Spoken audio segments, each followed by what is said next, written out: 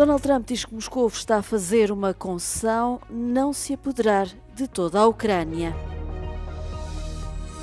Pelo menos 3 mortos em Pavlorad, no leste da Ucrânia. A ofensiva russa aconteceu antes de nova visita do enviado dos Estados Unidos a Moscou.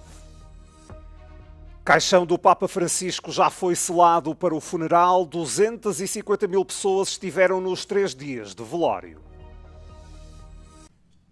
O encontro foi com o primeiro-ministro norueguês, Jonas Gahr Støre, mas falou sobretudo da Ucrânia. Donald Trump insiste que está a fazer muita pressão sobre a Rússia e até diz que Moscou está a fazer uma concessão, não se apoderar de todo o país. What concessions has Russia offered up thus far to get to the point where you're closer to peace? Stopping the war, taking the whole country. Pretty big concession. Mas Kiev diz que esta não é uma concessão. Zelensky também não está disposto a ceder territórios da Ucrânia que, entretanto, foram tomados por Moscou. Mesmo assim, Donald Trump está confiante no plano de paz dos Estados Unidos, diz que as conversações estão a correr bem e que os dois lados querem a paz. Apesar do otimismo, tem um prazo para continuar a fazer esta mediação. I have my own deadline and we want it to be fast and the Prime Minister is helping us. He wants it to be fast too. And I think everybody in this, at this time in NATO, they want to see this thing happen. So we have a deadline and after that we're going to have a very much different attitude. Entretanto, Trump também fez algo raro, uma crítica a Vladimir Putin. Nas redes sociais, condenou os ataques a Kiev e pediu a Putin para parar, lembrando as centenas de soldados que morrem na linha da frente. Pelo menos 3 pessoas foram mortas na sequência de ataques russos com drones em Pavlorad, no leste da Ucrânia. A ofensiva de Moscovo provocou um incêndio neste edifício de apartamentos na cidade. Segundo o governador regional, há 14 pessoas feridas. As Forças Armadas ucranianas dizem que de quinta para sexta-feira a Rússia lançou ao todo 103 ataques. 41 foram neutralizados e 40 desapareceram dos radares. Kharkiv, Sumy e Cherkasy estão entre as outras cidades atingidas. Horas mais tarde, o enviado dos Estados Unidos, Steve Witkoff, chegou a Moscou. É mais uma ronda de conversações com o presidente russo Vladimir Putin sobre o plano de paz para a Ucrânia. Kiev já deixou claro que tem como uma das prioridades a preservação do território. A Frontex, Agência Europeia de Controlo das Fronteiras, é regularmente acusada por ativistas dos direitos humanos de não fazer o suficiente para salvar vidas no mar. A utilização de vigilância aérea para permitir que a Guarda Costeira Líbia intercepte embarcações de migrantes resulta muitas vezes no regresso desses migrantes à Líbia. É um país onde há com frequência violações de direitos humanos. O cenário não agrada ao diretor executivo da Frontex, que ainda assim diz não ter alternativa em certas ocasiões. I don't want people to be returned to Libya. That's the only way we can do it, is to inform this Maritime Rescue Coordination Center. And if it's in Libyan territory, it's the Libyans who have to take the responsibility, and they do. And I've been asked, okay, but why don't you just skip the Libyans and only inform the NGOs? But that would mean that I would play with human lives. Because if the NGOs are not available, then there's no coordination, then people might drown. And I cannot take that responsibility. So as much as I do not like people to be returned to Libya, if I have to choose, again, I'd rather save lives than not save lives. Também as próprias organizações não governamentais são frequentemente alvo de acusações. Há Estados-membros que alegam que as ONGs apoiam o contrabando. Ainda assim, Leitens acredita que o papel da Frontex é trabalhar ao lado destas organizações para proteger vidas no mar. For me, NGOs are part of the ecosystem. I'm in touch with them, we speak, we try to understand each other's positions, we try to make sure that we don't sort of block each other's, because we all see the need to save lives at sea, for example. And also, by the way, NGOs, we cooperate in a way. For example, what we do is, after return people, we have a so-called post-return program, which is meant to help people pick up their lives again. And for this, we hire actually NGOs to perform this on our behalf with European and Frontex funding. So I think it's actually a more nuanced picture than often being told. A entrevista completa com o diretor executivo da Frontex pode ser vista na próxima quinta-feira. O governo britânico declarou que vai levantar as sanções contra uma dúzia de entidades sírias, incluindo departamentos governamentais e meios de comunicação social. O ministro britânico para o Médio Oriente disse em comunicado que o povo sírio merece a oportunidade de reconstruir o seu país e a sua economia, sendo que uma Síria estável é do interesse nacional do Reino Unido.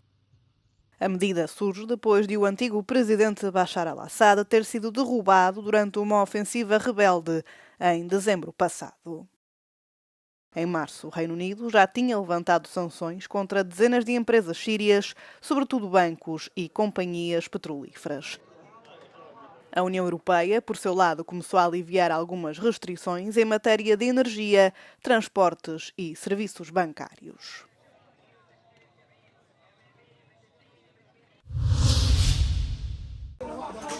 Israel está a intensificar a ofensiva contra Gaza com novos bombardeamentos. O alvo destes últimos ataques foram locais como este, onde viviam civis, edifícios residenciais, abrigos para deslocados e acampamentos improvisados. Morreram pelo menos 50 pessoas, a maioria mulheres e crianças. Dezenas de outras pessoas ficaram feridas.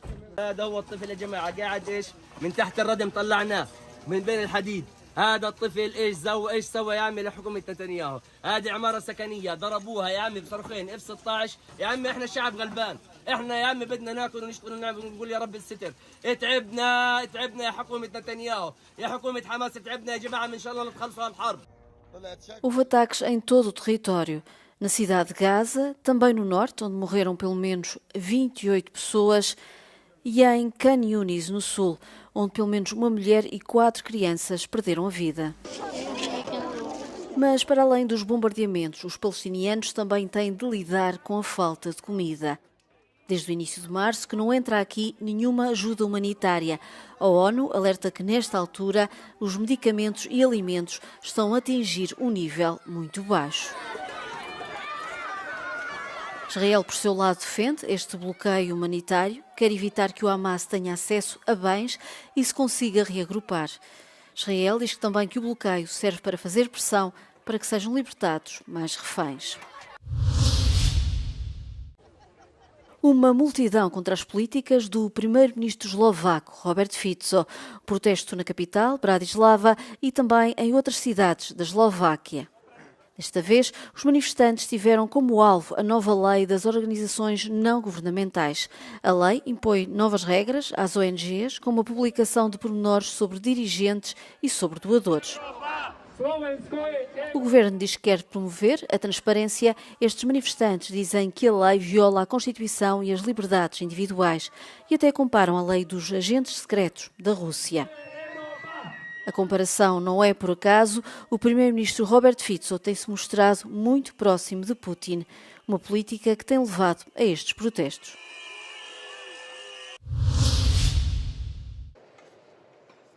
Terminou o velório público do Papa Francisco, que decorreu ao longo de 3 dias na Basílica de São Pedro, no Vaticano. O rito litúrgico de encerramento da urna foi conduzido pelo cardeal Kevin Farrell, o chefe interino da Igreja. Aconteceu numa cerimónia privada que contou apenas com a presença de alguns altos prelados e de familiares de Bergoglio. Muitos chefes de Estado e de Governo já estiveram junto ao caixão do ex-pontífice para uma homenagem. Entre eles, os presidentes de França, da Lituânia e do Brasil e também o primeiro-ministro da Hungria. Nas cerimónias fúnebres, que vão ter uma enorme operação de segurança, estarão representantes de 146 países e 10 organizações internacionais. Segundo o Vaticano, desde quarta-feira, 250 mil pessoas estiveram na Basílica de São Pedro para um último adeus a Francisco. O presidente dos Estados Unidos, Donald Trump, e a primeira-dama Melania deixaram Washington, D.C. em direção a Roma. Vão juntar-se às dezenas de chefes de Estado E aos 10 monarcas que marcarão presença no funeral do Papa Francisco no sábado. Trump reiterou que terá a oportunidade de discutir vários assuntos com líderes estrangeiros à margem das cerimónias fúnebres. Antecipa que serão reuniões muito interessantes. O presidente norte-americano lembra ainda que se encontrou com o Papa 2 vezes. Fala de um homem bom que amava o mundo. O funeral do Papa Francisco vai ser rodeado por fortes e excepcionais medidas de segurança que não se limitam à Praça de São Pedro ou à Basílica de Santa Maria Maior. Milhares de agentes da polícia estarão no terreno, com reforços vindos de várias regiões de Itália. Prontos estarão também os serviços de segurança das 130 delegações estrangeiras presentes, que têm planos montados contra qualquer tipo de ameaça. A proteção do evento vai fazer-se por terra, pelo mar e pelo ar. Na zona da Santa Sé e em todo o percurso do cortejo fúnebre, há radares e bazucas anti-drone.